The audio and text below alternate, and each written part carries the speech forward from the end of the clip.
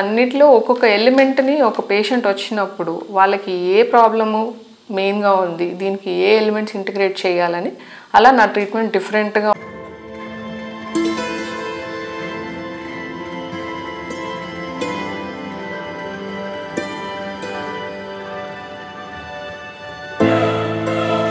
అయితే నా జర్నీ అనేది ప్రొఫెషనల్ జర్నీ అనేది చాలా డిఫరెంట్గా ఉంటుందండి. నా విజిటింగ్ కార్డ్స్ చాలాసార్లు మారాయి. ఎందుకంటే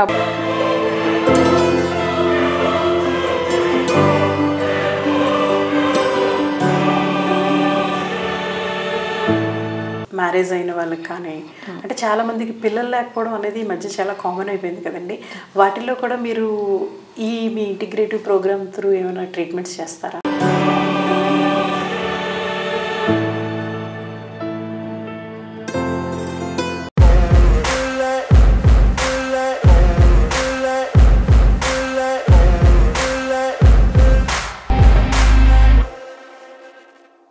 భామా కలాపానికి స్వాగతం. Bloom and plus. ఈరోజు మనతో ఉన్నారు డాక్టర్ ప్రత్యూష నీరెల్ల. తను సీనియర్ జనరల్ ఫిజిషియన్. సో దీంతో పాటు చాలా ప్రొఫెషనల్ కోర్సెస్ కూడా చేశారు. అవి ఎందుకు చేశారు, ఎలా చేయాల్సి వచ్చింది, అవన్నీ కూడా ఇప్పుడు ఎలా పేషెంట్స్కి యూజ్ అవుతున్నాయి అన్నది ఇప్పుడు మనం మాట్లాడి తెలుసుకుందాం. నమస్తే అండి. నమస్తే అండి. మీరు సీనియర్ జనరల్ ఫిజిషియన్ కదండి, దీంతో పాటు చాలా సర్టిఫికేషన్స్ కూడా చేశారు. సో ఏంటండి అవి? యాక్చువల్గా నేను ఎండి జనరల్ మెడిసిన్ చేశానండి. 2012లో కంప్లీట్ అయింది. దాని తర్వాత నా ప్రొఫెషనల్ జర్నీలో నేను నెంబర్ ఆఫ్ మొడాలిటీస్లో ప్రొఫెషనల్ సర్టిఫికేషన్స్ చేశాను. యూజువల్గా జర్నీ ఎలా ఉంటుందంటే జనరల్ ఫిజిషియన్ చేసిన తర్వాత సూపర్ స్పెషాలిటీ కోర్సెస్ చేస్తారు, అంటే కార్డియాలజిస్ట్ అని, న్యూరాలజిస్ట్ అని. అలా కాకుండా నేను నెంబర్ ఆఫ్ డిఫరెంట్ సర్టిఫికేషన్స్ చేసి ఇప్పుడు ప్రవేహ ఇంటిగ్రేటివ్ అప్రోచ్ అనే ఒక విధానాన్ని నా పేషెంట్స్ ట్రీట్మెంట్లో దాన్ని యూజ్ చేస్తున్నాను. ఈ ప్రొఫెషనల్ సర్టిఫికేషన్స్ అన్నిట్లో ఒక్కొక్క ఎలిమెంట్ని ఒక పేషెంట్ వచ్చినప్పుడు వాళ్ళకి ఏ ప్రాబ్లము మెయిన్గా ఉంది, దీనికి ఏ ఎలిమెంట్స్ ఇంటిగ్రేట్ చేయాలని అలా నా ట్రీట్మెంట్ డిఫరెంట్గా ఉంటుంది, పేషెంట్కి కస్టమైజ్డ్గా ఉంటుందండి. ఓకే, అంటే ఆ సర్టిఫికేషన్స్ ఏంటో మేము తెలుసుకోవచ్చా? డెఫినెట్గా అండి. ఇప్పుడు నేను జనరల్ ఫిజిషియన్ చేసిన తర్వాత న్యూట్రిషన్లో సర్టిఫై అయ్యాను. అలానే డయాబెటీస్లో మల్టిపుల్ ఫెలోషిప్స్ అండ్ సర్టిఫికేషన్స్ చేశాను. అలానే లైఫ్ స్టైల్ మెడిసిన్ గురించి చాలా రీసెర్చ్ చేశాను, స్టడీ చేశాను. నెంబర్ ఆఫ్ గ్రూప్స్లో ప్యానలిస్ట్గా ఉన్నాను. చాలా ప్లాట్ఫామ్స్లో లైఫ్ స్టైల్ మెడిసిన్ గురించి, న్యూట్రిషన్ గురించి మాట్లాడాను. పాజిటివ్ సైకాలజీ చేశానండి. యూనివర్సిటీ ఆఫ్ పెన్సిల్వేనియా నుంచి పాజిటివ్ సైకాలజీ చేశాను. అలానే ప్రాణిక్ హీలింగ్ కూడా నేర్చుకున్నాను. అండ్ న్యూరో లింగ్విస్టిక్ ప్రోగ్రామ్ అంటాము, ఇది కూడా చేశాను. సో ఈ మొడాలిటీస్ అన్నిటినీ నా ట్రీట్మెంట్లో నేను ఇంటిగ్రేట్ చేస్తాను. అదే కాకుండా న్యూట్రియంట్స్ గురించి, న్యూట్రిషనల్ వాల్యూస్ గురించి, అండ్ మనకి ఏ సప్లిమెంట్స్ తీసుకుంటే మనం హెల్త్ని మెయింటైన్ చేయగలుగుతాం అనేది కూడా మా ప్రవేహ ఇంటిగ్రేటివ్ అప్రోచ్లో integral part. Okay, so Praveha integrative program అన్నారు కదా, అసలు ఇంటిగ్రేషన్ అంటే ఏంటండి? ఇంటిగ్రేషన్ అంటే ఇది యాక్చువల్గా మన బాడీ అనేది ఎవ్రీ ఆర్గన్ సెపరేట్గా ఉంటుందా అండి, అన్నీ కలిసే ఉంటాయా? అన్నీ సపరేట్గా ఉండి ఒకే ప్లేస్లో ఉండి డిఫరెంట్ ఫంక్షన్స్ చేస్తాయి. అదే ఇంటిగ్రేటివ్ అప్రోచ్ కూడా.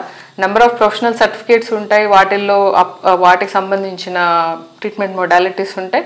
బట్ అల్టిమేట్గా ఇవన్నీ హోలిస్టిక్ హెల్త్ని ప్రమోట్ చేస్తాయి అన్నమాట. అంటే ఇది అప్రోచ్ గురించి అర్థం చేసుకోవాలంటే మనం ఒక్కొక్క ఎగ్జాంపుల్, ఎలా ఒక పేషెంట్ వచ్చినప్పుడు ఏ ఎలిమెంట్స్ ఇంటిగ్రేట్ చేయడం వల్ల వాళ్ళకి మంచి రెస్పాన్స్ వచ్చింది అనేది మనం చూసినట్లయితే ఈజీగా అర్థమవుతుంది. మీ ఇంటిగ్రేటివ్ ప్రోగ్రామ్ పేషెంట్స్కి ఎలా, అంటే ఏ సందర్భంలో యూస్ చేస్తున్నారు, అవి కొంచెం ఎగ్జాంపుల్స్తో మాకు ఎక్స్ప్లెయిన్ చేస్తారండి? షూర్ అండి, డెఫినెట్గా. ఈ ఎగ్జాంపుల్ చెప్పినప్పుడే అందరికీ ఈ అప్రోచ్ గురించి ఈజీగా అర్థమవుతుంది. ఫర్ ఎగ్జాంపుల్, ఇప్పుడు most of the times sugars, ఒక డయాబెటిక్ పేషెంట్ షుగర్స్తో వచ్చారు. షుగర్స్ అన్కంట్రోల్డ్ ఉన్నాయంటే మ్యాక్సిమం మనం అడిగే క్వశ్చన్స్ కానీ, మనం ఆలోచించే విధానం కానీ, టాబ్లెట్స్ కరెక్ట్గా వేసుకుంటున్నారా, డైట్ ఫాలో అవుతున్నారా, లేదా ఫిజికల్ యాక్టివిటీ ఉందా లేదా అని ఆలోచిస్తాం. మోస్ట్ ఆఫ్ ద డాక్టర్స్ కానీ, మామూలు పేషెంట్స్కి కానీ మ్యాక్సిమం ఇంతవరకే ఆలోచిస్తారు. Exceptions are always there. కానీ నా ప్రాక్టీస్లో ఈ మధ్య కాలంలో నేను చూసినట్లయితే ఇప్పుడున్న busy life styles and different changes in మన లైఫ్ స్టైల్ వల్ల స్ట్రెస్ అనేది major role for sugars control కాకపోవడానికి అవుతుంది. నిద్ర లేకపోవడం, ఈ రెండు ఎక్కువ మేజర్ రోల్స్ ప్లే చేస్తున్నాయి. నేను చాలామంది ఎగ్జిక్యూటివ్స్ని హయ్యర్ అఫీషియల్స్ని చూశాను. వాళ్ళకి న్యూట్రిషన్ గురించి చాలా అవగాహన ఉంది, వాళ్ళు ఫిజికల్ యాక్టివిటీ చేస్తున్నారు, కానీ షుగర్స్ అన్కంట్రోల్డ్ ఉంటున్నాయి. దీనికి కారణం ఏంటి? టాబ్లెట్స్ కూడా వేసుకుంటున్నారు. మీకు ఇప్పుడు ఒక ఎగ్జాంపుల్ చెప్తానండి. నాకు రీసెంట్గా ఒక పేషెంట్ వచ్చారు. ఆయన ఒక కాలేజ్కి ప్రిన్సిపల్. సో 3 రోజుల నుంచి ఆయన ఏమి ఫుడ్ తినట్లేదు, అసలు లిటరల్గా ఏం ఫుడ్ తినలేదు, నిద్రపోవట్లేదు, విపరీతమైన ఒత్తిడిలో ఉన్నారు, అడ్మిషన్స్ టైం అని చెప్పి. షుగర్స్ చెక్ చేస్తే ఫాస్టింగ్ షుగర్స్ 240 రేంజ్లో ఉన్నాయి. ఆయన ఫాస్టింగ్ షుగర్స్ 240 రేంజ్లో ఉన్నాయి. దీనికి కారణం ఏంటంటారు? స్ట్రెస్ అనేది మేజర్ రోల్ ప్లే చేస్తుంది ఇక్కడ. ఎప్పుడైతే మనకి స్ట్రెస్ ఎక్కువ ఉండి నిద్రలు సరిగ్గా లేకపోతుందో మన బాడీలో స్ట్రెస్ హార్మోన్స్ అనేవి ఎక్కువ అవుతాయి. దానిలో ముఖ్యంగా కార్టిజాల్ అనే హార్మోన్ ఎక్కువ అవుతుంది. ఈ కార్టిజాల్ అనే హార్మోన్ ఎక్కువైనప్పుడు ఫస్ట్ ఫాస్టింగ్ షుగర్స్, తర్వాత తిన్న తర్వాత షుగర్స్ కూడా ఎక్కువ అవుతూ ఉంటాయి. సో ఇలా ఇప్పుడు నేను ఒక పాజిటివ్ సైకాలజిస్ట్ అవ్వబట్టి నాకు స్ట్రెస్ అనేది ఎంత మన హెల్త్ పైన ఎఫెక్ట్ చూపిస్తుందనే అవగాహన ఉండబట్టి నేను ఆన్లైన్లో కూడా ఆలోచించి ఈ పేషెంట్స్కి ఇంకా డైట్ తగ్గించేసుకోండి, యాక్టివిటీ పెంచండి అన్న సలహా ఇవ్వకుండా, మీకు స్ట్రెస్ వల్ల అయితే జరుగుతుంది, మీరు స్ట్రెస్ మేనేజ్ చేసుకోవాలి, మీరు స్లీప్ అనేది పెంచుకోవాలి, స్ట్రెస్ మేనేజ్మెంట్ టెక్నిక్స్ నేర్చుకోవాలని వాళ్ళని గైడ్ చేయడం జరుగుతూ ఉంటుంది.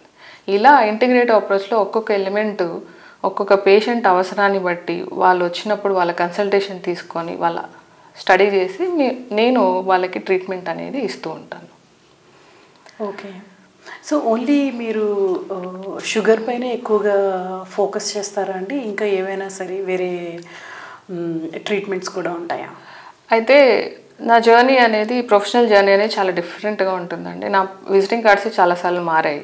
ఎందుకంటే ఆ ప్రొఫెషనల్ డెసిగ్నేషన్స్ మనం వేసుకుంటున్నప్పుడు, అంటే ఫస్ట్ నేను జనరల్ ఫిజిషియన్, తర్వాత diabetes and life style expert, తర్వాత పాజిటివ్ సైకాలజీ, ఇలా అన్నీ నేర్చుకుంటూ వచ్చాను. నేను డయాబెటీస్ అనే కాదండి, ఆల్ ద సిస్టమ్స్కి సంబంధించిన డిసీజెస్ని నేను ట్రీట్ చేయగలుగుతాను సర్టన్ ఎక్స్టెంట్ వరకు. బియాండ్ నా ఎక్స్టెంట్ ఉన్నప్పుడు లేదా ఒక సూపర్ స్పెషాలిస్ట్ రెఫరల్ కావాలనుకున్నప్పుడు నేనే ఆ కన్సర్న్ సూపర్ స్పెషలిస్ట్తో మాట్లాడి I will be referring the patient, I will be coordinating with them.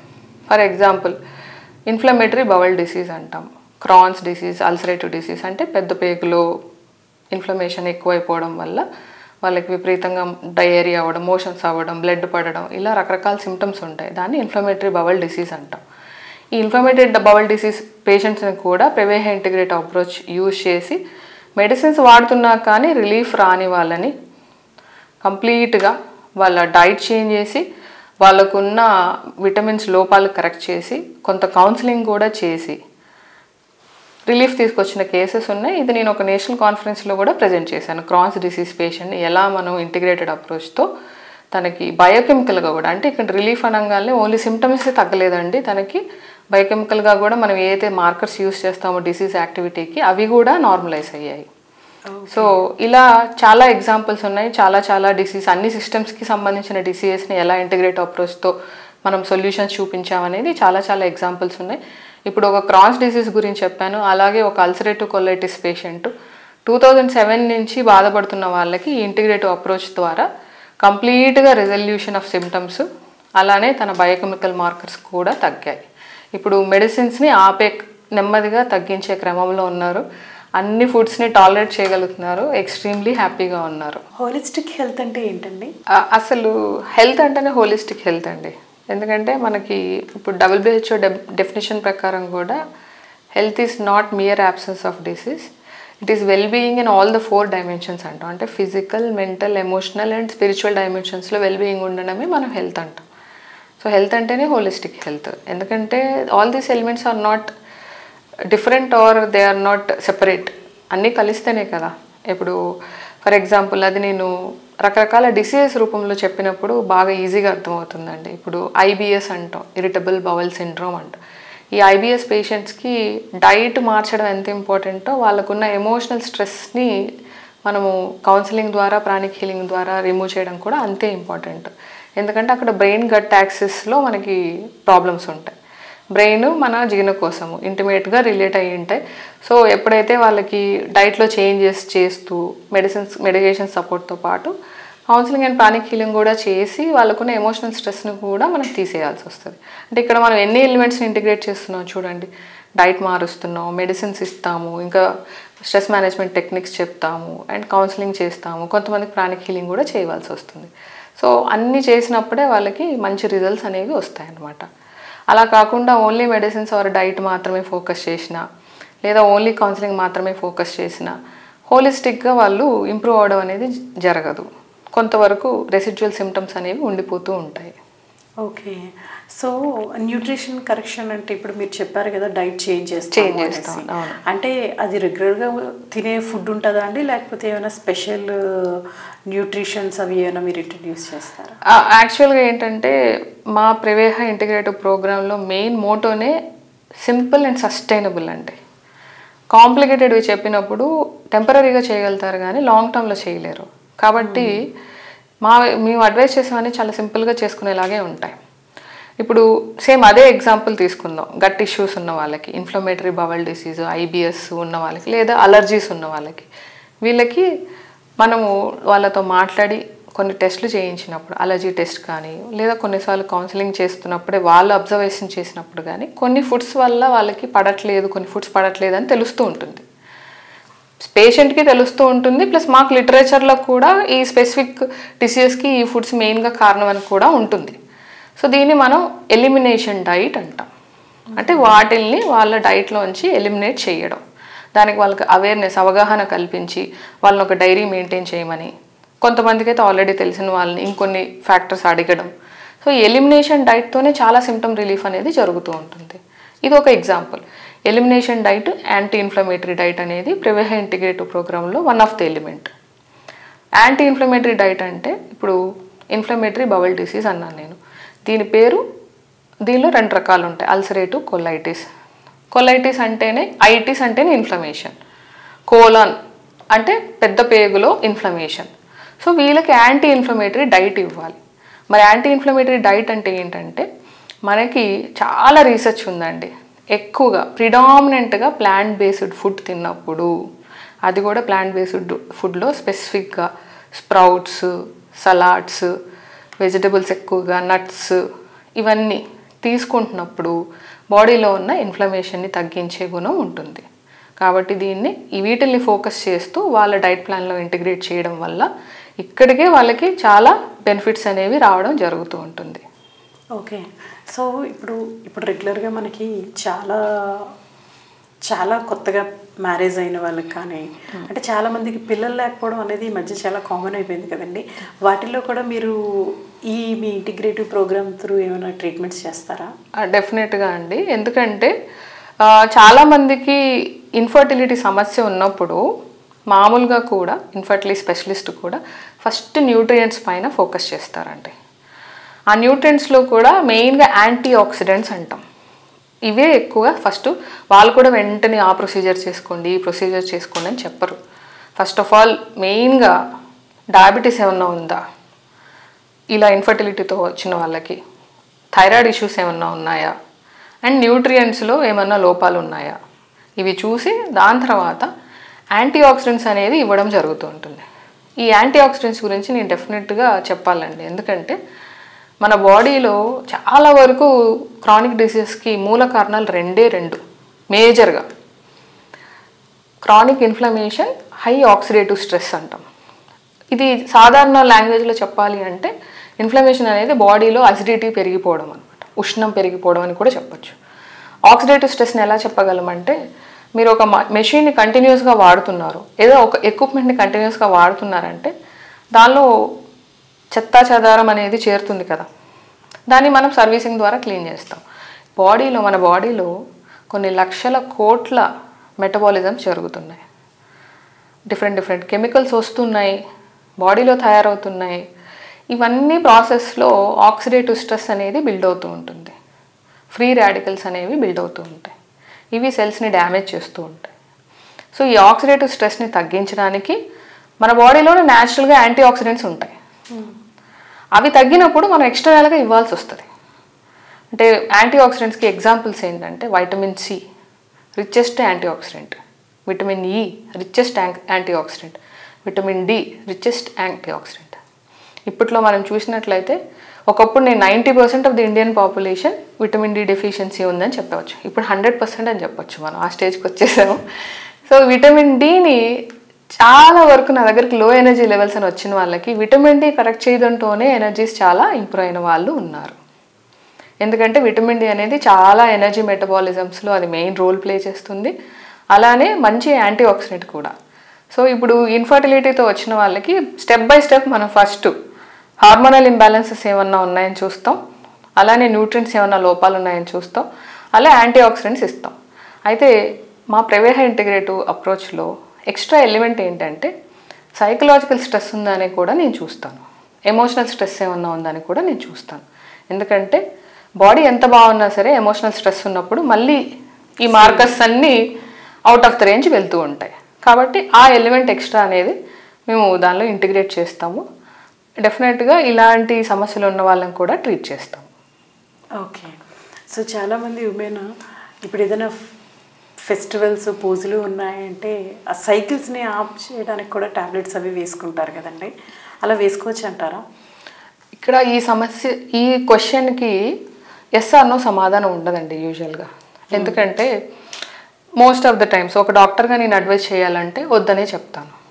కానీ ఒక పేషెంట్ వైపు నుంచి ఆలోచించినప్పుడు వాళ్ళకున్న సోషల్ అబ్లిగేషన్స్, డిఫరెంట్ ఇష్యూస్ వల్ల కొన్నిసార్లు వేసుకోవాల్సి వస్తుంది.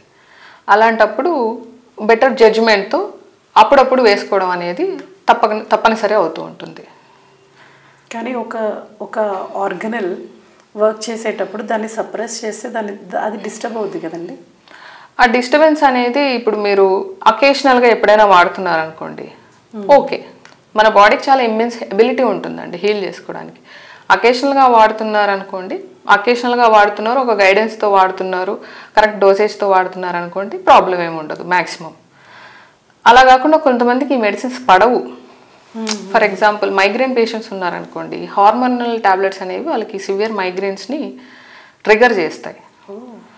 అండ్ కొంతమందికి బ్లీడింగ్ టెండెన్సీస్ అను థ్రాంబోటిక్ టెండెన్సీస్ అంటాం. అంటే మామూలుగానే బ్లడ్ బాడీలో గడ్డగట్టేస్తూ ఉంటుంది ఏ కారణం లేకుండా, అంటే కారణం అంటే జెనెటిక్ కారణాల వల్ల. ఇలాంటి వాళ్ళల్లో ఈ హార్మోన్ టాబ్లెట్స్ ఒక్క డోస్ వేసుకున్నా కానీ సడన్గా బ్లడ్ క్లాట్ అయిపోయి డీవీటీ అంటాం, డీప్ వెయిన్ థ్రాంబోసిస్ వచ్చిన వాళ్ళు చాలామందిని నేను నా ఎక్స్పీరియన్స్లో చూశాను. సో ఇలాంటి కేసెస్ అనేవి ఎక్సెప్షనల్. అందుకే ప్రొఫెషనల్ గైడెన్స్ అనేది మీకు తెలిసిన డాక్టర్తో, మీ ఫ్యామిలీ ఫిజిషియన్తో గైడెన్స్ తీసుకోవడం అనేది ఎప్పుడైనా సరే ఇలాంటి సీరియస్ ఇష్యూస్ నుంచి మీరు ఆ సీరియస్ ఇష్యూస్ బారిన పడకుండా మీకు హెల్ప్ చేస్తుంది. ఎందుకంటే మీ గురించి వాళ్ళకు ఒక ఐడియా ఉంటుంది కాబట్టి ఈ హార్మోన్ టాబ్లెట్స్ వేసుకోవచ్చా లేదా అనేది వాళ్ళు గైడ్ చేస్తారు. చూసారు కదండి డాక్టర్ ప్రత్యూష నీరెల్లా. తను హోలిస్టిక్ హెల్త్ పైన వర్క్ చేస్తున్న వెరీ రేర్ డాక్టర్. నాకు తెలిసి అయితే ఇండియాలో నేను ఇప్పటివరకు ఎవరిని చూడలేదండి. మీరు ఎవరైనా చూస్తే కామెంట్ బాక్స్లో మీరు కమెంట్ చేయొచ్చు. సో మేడం క్లినిక్ మనకి హిమాయత్ నగర్లో ఉంది. మీరు ఇక్కడిని కలవాలి అనుకుంటే మీకు కింద స్క్రోల్ అయ్యే నెంబర్లో మీరు కాల్ చేసి ఇక్కడికి రావచ్చు. Thank you for watching.